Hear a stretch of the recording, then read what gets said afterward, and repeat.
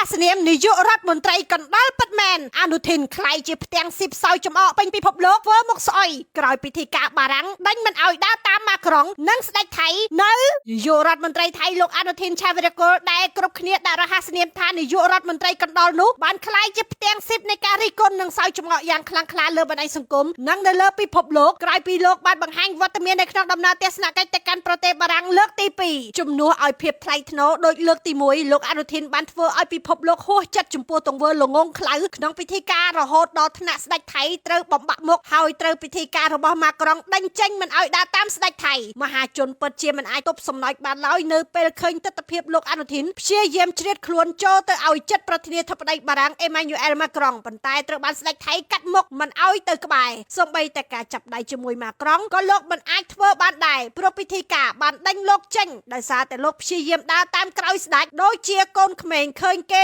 ជិះគោចង់ជិះដែរការបង្ហាញខ្លួនរបស់នាយករដ្ឋមន្ត្រីរូបនេះបានធ្វើឲ្យអ្នកប្រើប្រាស់បណ្ដាញសង្គមនាំគ្នាចូលចែកដេញដោលយ៉ាងក្តៅគគុកថាធ្វើដូចមនុស្សមិនគ្រប់ទឹកពួកគេបានលើកឡើងថាវាជារឿងដ៏កម្រដែលប្រមុខរដ្ឋនិងប្រមុខរដ្ឋាភិបាលទៅទស្សនកិច្ចជាមួយគ្នាប៉ុន្តែការដែលលោកអនុทิនធ្វើខ្លួនរញ៉េរញ៉ៃដូចជាមនុស្សមិនដឹងទិសដៅបែបនេះពិតជាធ្វើឲ្យប្រទេសជាតិខូចកេរ្តិ៍ឈ្មោះធ្ងន់ធ្ងរមហាជនបានសោយចំអកថាស្ដេចថៃចេញសញ្ញាឲ្យឆ្ងាយតិចអញអាឡែកស៊ីនិងអាប៉ិនេះខំងាកឆ្វេងងាកស្ដាំសង្ឃឹមថាគេថតជាប់មុខតែចុងក្រោយគេដេញឲ្យនៅឆ្ងាយដដែលការនេះមិនត្រឹមតែបរាជ័យក្នុងពិធីការប៉ុណ្ណោះទេប៉ុន្តែលោកអនុทิនថែមទាំងត្រូវបានមហាជនហៅថាជាអាបកាច់អ្នកមានលុយតែខ្វះខួរក្បាលដែលតែងតែធ្វើរឿងខុសគេរហូតលោកខំឈរកណ្ដាលផ្លូវសង្ឃឹមថាគេនឹងងាកមកមើលលោកប៉ុន្តែលទ្ធផលគឺបរាជ័យទាំងស្រុងសូមបញ្ជាក់ថាមិនដល់1ខែផងអនុทิនបានទៅទស្សនកិច្ចនៅបារាំង2ដងលើកទី1លោកបានឈរជជែកការងារស្មើមុខស្មើមាត់ជាមួយប្រធានាធិបតីម៉ាក្រុងក៏ប៉ុន្តែលើកទី2នេះបានក្លាយជាអ្នកយាមម្នាក់អមស្ដេចថៃធ្វើឲ្យមហាជនរិះគន់ខ្លាំ